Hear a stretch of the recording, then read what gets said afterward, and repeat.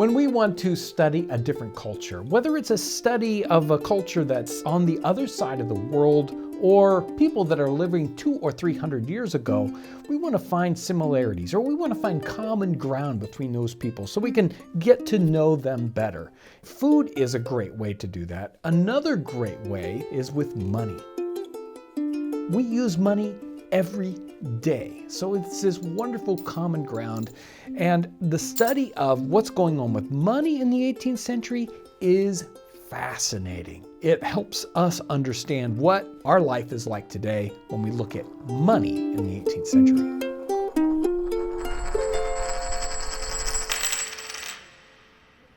We live in very complicated times, and money is a complicated matter. It's seemingly in flux. It's changing as we watch it. So we're worried about new kinds of money showing up in different parts of the world. Is our money going to change? Is it going to get worth more or less? So we have lots and lots of things changing with our money. The question is, was money simpler in the 18th century? Could we go back 200 or 300 years and live in a much simpler time where we wouldn't have to worry about what was going on with money? Well, the truth is that money's always been very, very complicated, whether we lived in Roman times or in the 18th century. And in the 18th century, it's bewilderingly complicated. There are all kinds of money, and it's changing rapidly through the time period. Through the 17th and 18th century, we have new introductions of different kinds of money showing up. We have ancient sorts of money being used, as well as brand new ideas for money. So money is very complicated, and there's so much to learn. It's a fascinating story.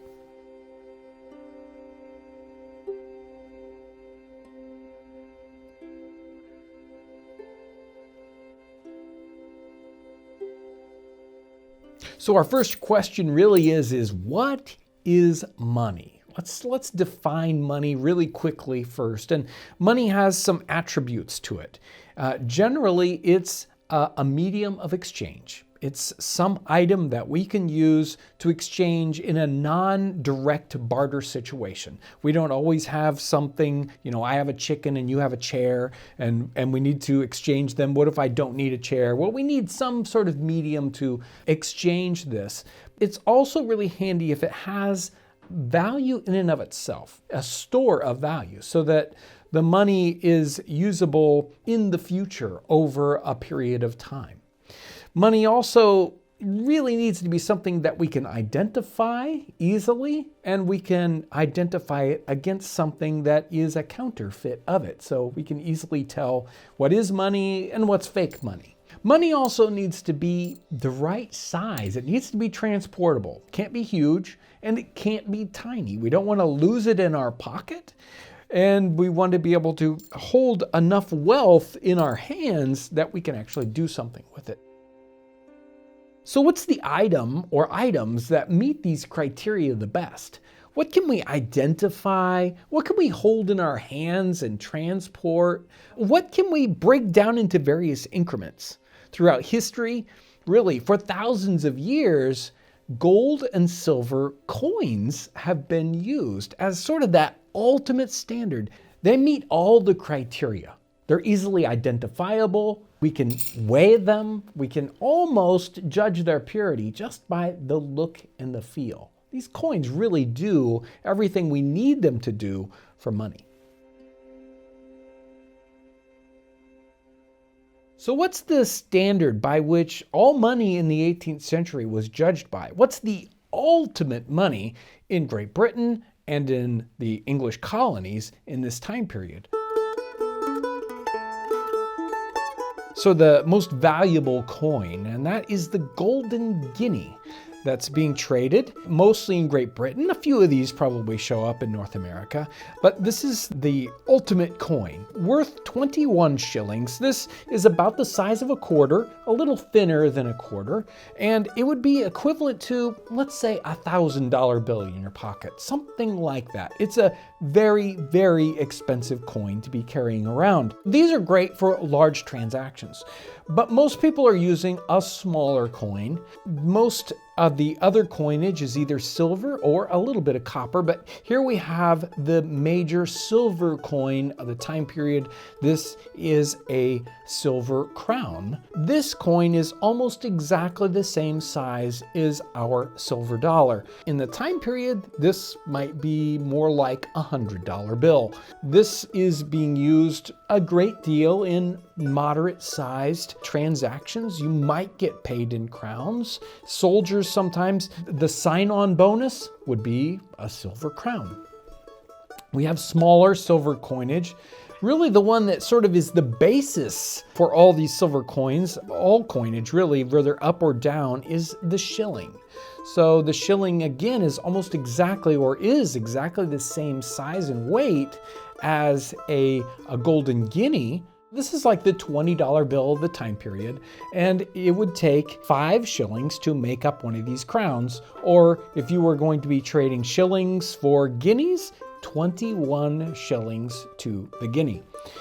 Again, we need smaller coinage than that though. That's too big. We can't do transactions with just, say, $20 bills, so we have smaller coinage. There was the 6p, which is half a shilling.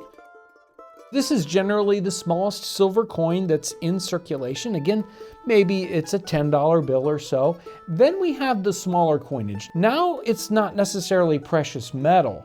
These are token coinage. Our golden guinea, our silver crown, our silver shilling, they have exactly that certain quantity of gold or silver. The value in those coins is in the gold and the silver.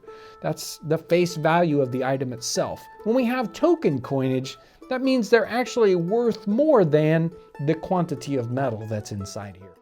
Even though there's a good quantity of copper in our copper halfpennies and our copper farthings, it's not actually worth a full half a cent or a quarter of a cent in these circumstances. There's generally about half the amount of copper. So they aren't precious metals per se, but they still are readily identifiable because of the metal.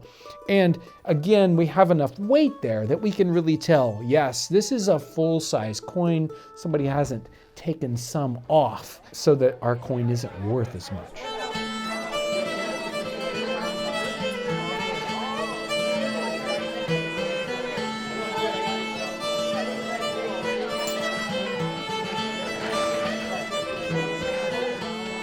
So these are the most common coins that you're going to be doing daily transactions with. If you go to the tavern to buy a drink, it might cost you a single halfpenny.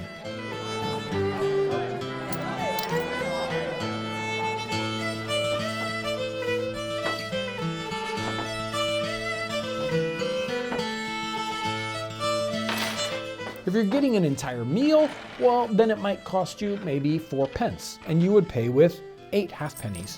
And if you had an even smaller transaction, then a farthing, which is a half the size of a halfpenny, would be that common daily small change.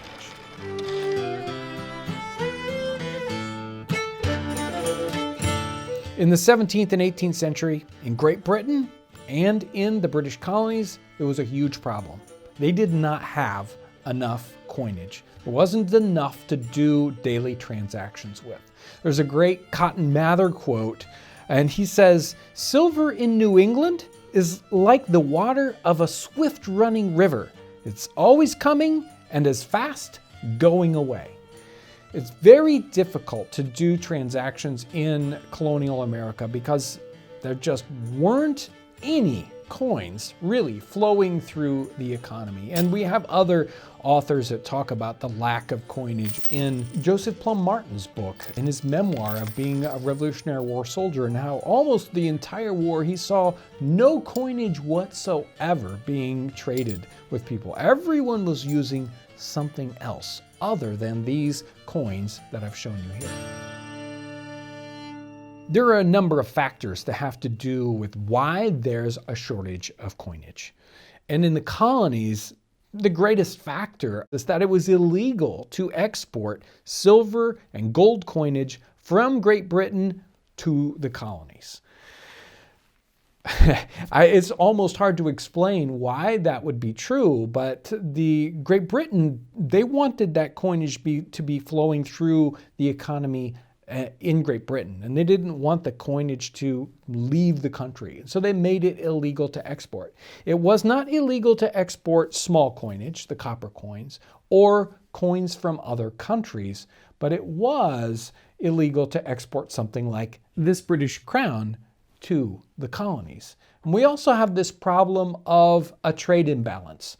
The colonies wanted lots of finished goods from Great Britain, and they didn't have enough raw material flowing out to pay for that. And so there would be a flow of silver from the colonies out to Great Britain to pay for the items that the colonists wanted. So there was an extreme lack of coinage. Because there was a lack of British coinage available for commerce in the colonies, other coins came in to meet that demand. The most popular one is the Spanish mill dollar, or the pillar dollar, also known as the piece of 8 or pieces of 8. This silver coin becomes really the most common coin that shows up anywhere in the colonies. And it is very useful in that it's almost exactly the same size, not quite, but almost exactly the same size as the British crown. It's slightly lighter in weight and slightly greater in its fineness, so it has a little bit more silver in it. And it's generally traded at, instead of 5 shillings, at 4.5 shillings. This coin gets used in many, many transactions. And since there's a lack of small coinage, this is the coin they actually take and divide it up into pieces. So the little pie pieces, the little pieces of 8, that's part of this coin. And because the value of this coin isn't in its circular shape or the design on the front of it, but it's actually in its weight and purity of metal, if we divide it into pieces, those pieces are still worth exactly what they weigh. So these pieces, these little pie pieces, end up being used as smaller currency, like a shilling or some other smaller piece of money in the time frame. And we see this being referenced in various works from 1701, people talking about these being cut up into pieces, all the way up into the 19th century America, this coin still being used as currency. In fact, this coin was legal tender until the 1850s in the United States. It would be something like today if we didn't have a $1 or a $5 bill, and we would take our $20 bill and rip a section of it off and give it to the teller. It's just really interesting just to think about the idea of being able to divide up your money like that. So it's not only this Spanish mill dollar that's being used for money in our economy, but coins from almost all over the world, and certainly all over Europe. We have French écus and French smaller coinage being used in our economy.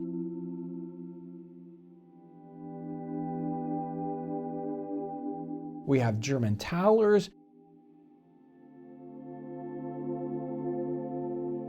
as well as basically every other country. Small change is showing up, and it's being used whenever possible because there just is nothing else available. So this seems to be a good solution for the lack of coinage in the colonies, but it certainly creates some problems. Each and every one of these coins is a little different in size. Nobody has exactly the same standard. We can weigh each individual coin, but it's a little harder to understand the purity in each and every coin. In 1702, Sir Isaac Newton was brought in to help solve this problem. He was the head of the mint in Great Britain in that early 18th century time period, and he got together all the coinage in Western Europe to judge their purity, their weight, and their consistency. And then we have this equal weights and measures. We can really decide what one coins are worth against the other.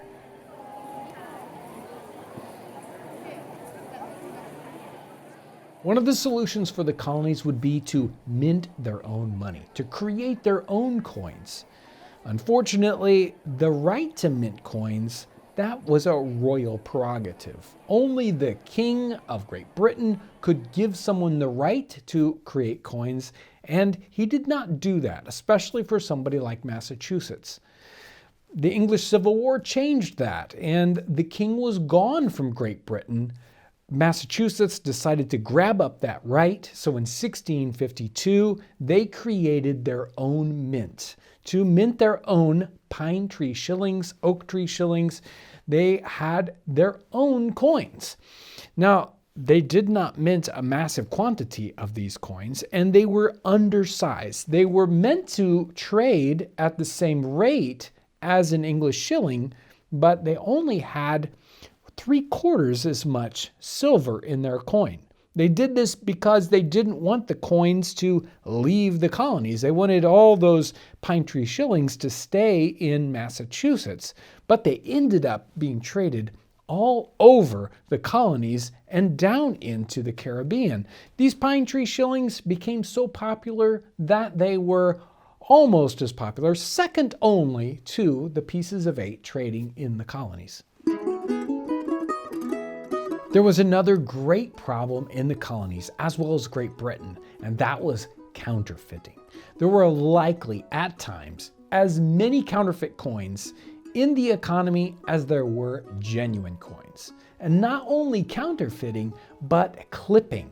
They would take little bits of the coins off. The value was in the silver, so if you could still manage to trade the coin off as full value, but keep some of the silver for yourself, you would be that much the richer.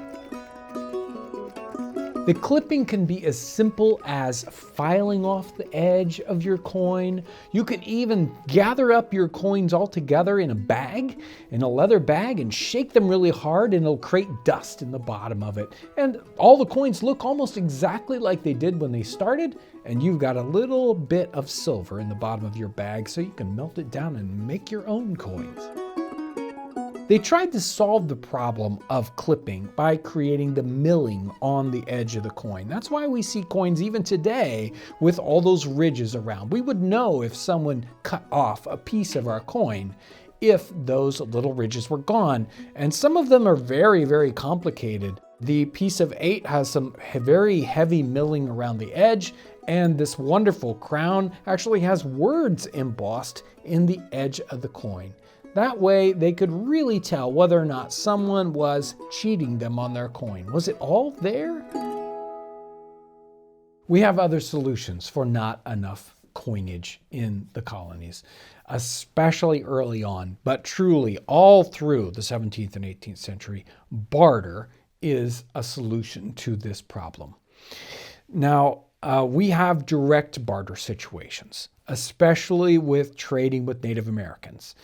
Trade with Native Americans for pelts and for deer skins, those sorts of things. That's a very, very big industry in North America. And these hides and furs are being exported, used locally and being exported to Europe. The Native Americans were not interested in coinage. It did not do them any good. So they were interested in direct barter items, mostly clothing, firearms, ammunition, axes, knives, and cooking implements. Those are the items, and they would directly trade their hides for the items they needed. There are other barter situations going on in the 17th and 18th century with the colonists. And they would be barter situations where you would be trading with your neighbor or a local store owner. And there isn't enough coinage, and so you would do an IOU, a credit situation. You're bartering in a way, but you have this sort of medium of exchange. It isn't the coin itself, but the writing down in a ledger of this trade that's going on, this transaction. You might do this with a ledger. You might do it with a simple note of hand. I owe, somebody 15 shillings for the purchase of firewood. But generally, there were ledgers in the time period. So a store owner or anyone who's doing any kind of business would have a ledger that would keep track of all these transactions and how much they might owe somebody or how somebody else might owe them. Now, this was kept in a currency, in a amount that related to the English coinage. It was kept in pounds, shillings, and pence. But the amount wasn't as much as a silver coin. It was generally a value about 2/3 the value of a silver coinage. So if you actually went to fulfill your debt to someone that you had on account and you came to them with an actual piece of silver, well, it would be worth more than what was written down in the book. Sort of like if you came to a situation today and you had cash money, you might get a discount rather than paying in some other manner. That was very, very true in the 17th and 18th century.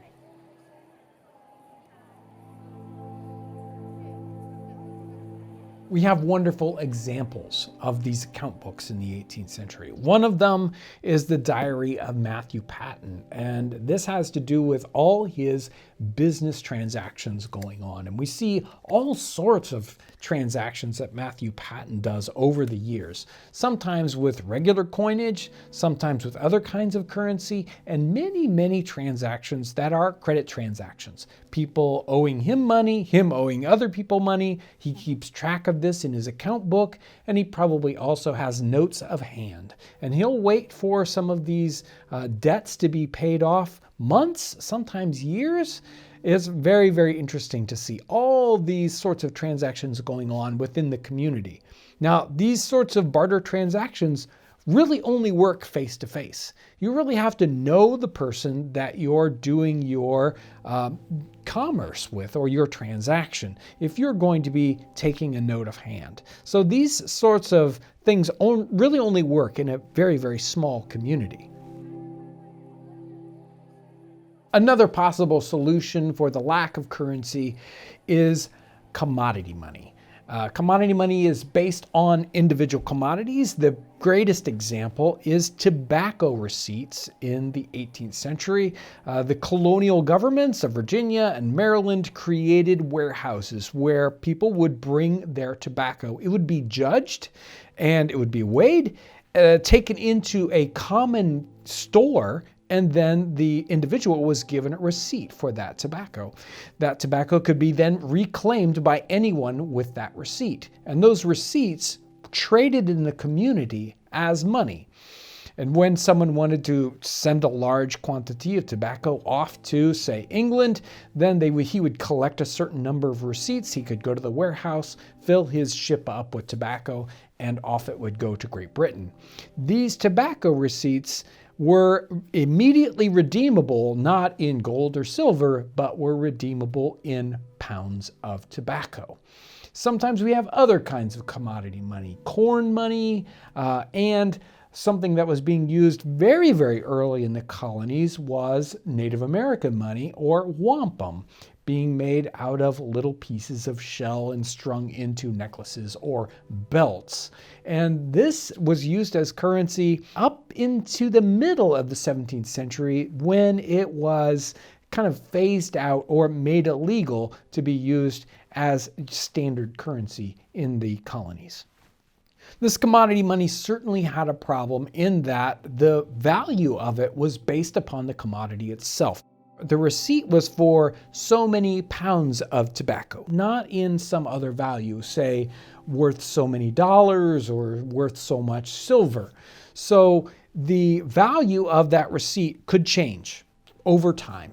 It was like investing in a particular commodity. You certainly had a problem if you held this any amount of time and the value of that commodity went up or down.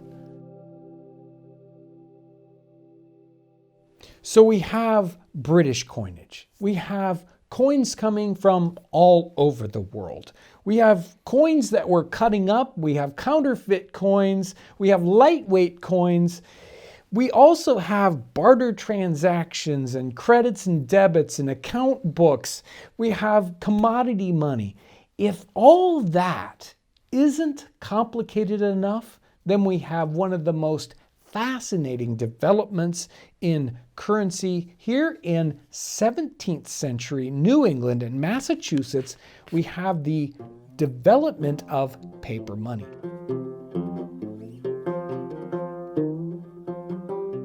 Paper money really doesn't happen in all of Western Europe or in the Western world until 1690 Massachusetts. This is fascinating. No government-issued paper money happens before that in the Western world.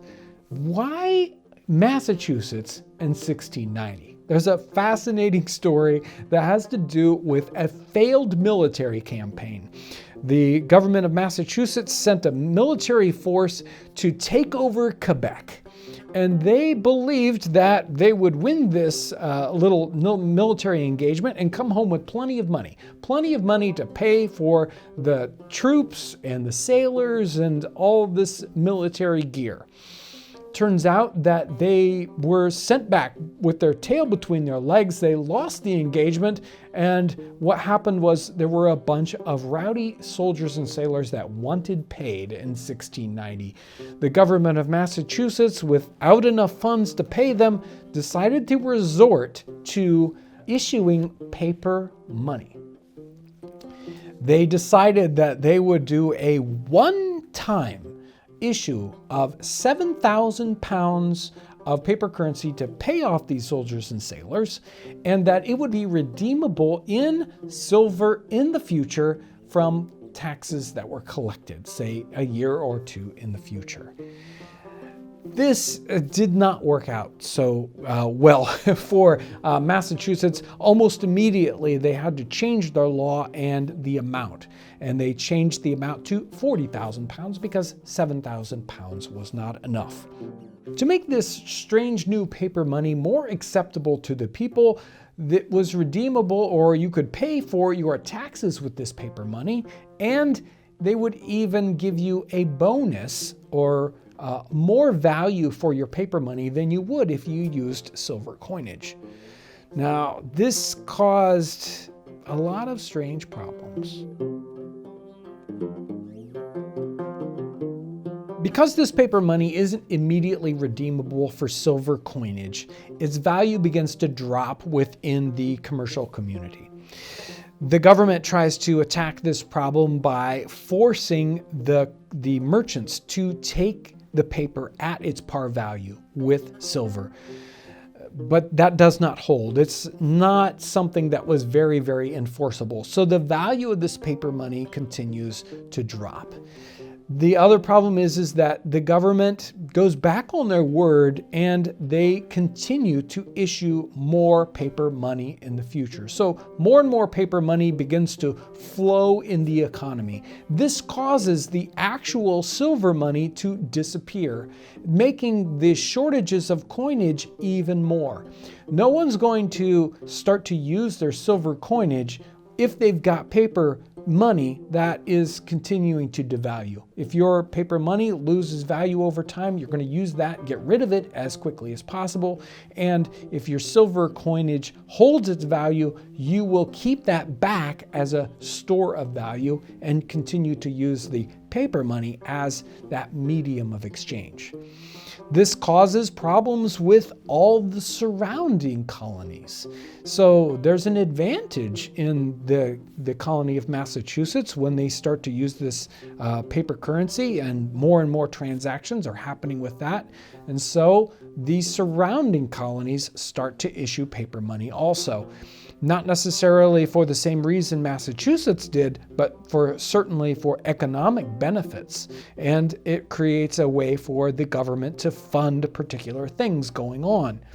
Now, each and every government did it a little bit differently, and they would issue more or less depending on their needs. So some colonies printed a lot of paper money, and other ones not so much. The more money that was printed, the more quickly that would devalue. The right to mint money is kept by the sovereign, but that didn't count with paper money. That's not minting money, and so they were able to do almost exactly the same thing as minting money, even better by printing their own, but the government back at Great Britain didn't seem to have any rules to govern this. As the paper money starts to depreciate in Massachusetts, the government tries to fix this problem by stopping printing of their current money and to print a new money that would be worth more at a different discount rate, basically. This kind of worked, but then of course we have the problem of two kinds of paper currency being traded at the same time, as well as all those other states or colonies' money also flowing through the economy. This happened not once, but twice. So not only did they create one new kind of paper money, but in a few years after that, they created yet a third paper money. They called the first old tenor money, and the second money middle tenor money, and then they have new tenor money. Each kind of paper money traded at a different value in the marketplace. Talk about complicated. This got so bad that the government back in Great Britain decided to attack this. They asked the Massachusetts government to stop or withdraw the paper money from the economy, and that they would bring coinage into this colony to help re-standardize all the currency going on. So they brought in tons and tons of British copper coins, which were legal to bring into that economy, as well as Spanish silver coins exported out of Great Britain to help Massachusetts get their legs under them and have a true currency again. This worked for a few years. And it wasn't very long after that, a year or two, that Massachusetts decided to print more paper money again. The government at Great Britain was very upset by this after they had done all the work to bring coinage back in, and they really put their foot down and made it illegal for Massachusetts to use this paper money.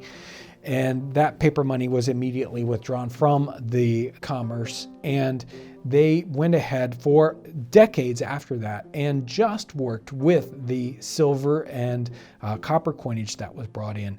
That did not solve the problem in the other colonies. So you can imagine the very, very complex landscape having to do with all these different kinds of coins and the barter situation, and now multiple kinds of paper currencies, all fluctuating in their value. So we've called this video From Barter to Bitcoin. Isn't it interesting the massive innovations that were happening and experiments that were happening in money in the 17th and 18th century British colonies? They tried all sorts of different things, and some of them worked better than others. One of the situations we've got here is with barter or with keeping account books. Isn't it interesting that Bitcoin is like that account book of Matthew Patent, except the account book is kept by everyone all at once. It's a distributed ledger. And to deal with the trust problem, it's a trustless system where the account books are sort of verified by all the people holding them all at once. It's a very interesting experiment, and it's one where we're not sure where it's going to go. Is it going to be a true, better solution for money in the future? Only time will tell, truly. As I study money and the experiments with money happening in the 17th and 18th century, I see all these great parallels going on with what's happening today with money. We really don't have today anything like what they had in the 18th century. Yes, they were experimenting with paper currency and with different kinds of coinage. They were experimenting with barter, and they didn't know they were experiments in that time period. They were just doing what they needed to do. Today, we have people trying to solve different sorts of money problems, and these may or may not work. But everyone is doing what they need to do in that situation. In the 17th and 18th century, they made whatever they had to use as money work, whether it was paper or it was coinage or it was barter. And we do that same thing today. Isn't it interesting, though, that we can look back into the 17th and 18th century and we can say, are some of the solutions back there? Bitcoin is something like the barter ledger situation. Is that the answer? Is the answer going back to coinage or some sort of, gold and silver? Is it some mix between the two? We just won't know. We're going to have to wait and see how all this works out. And I'm sure it's going to be quite a ride.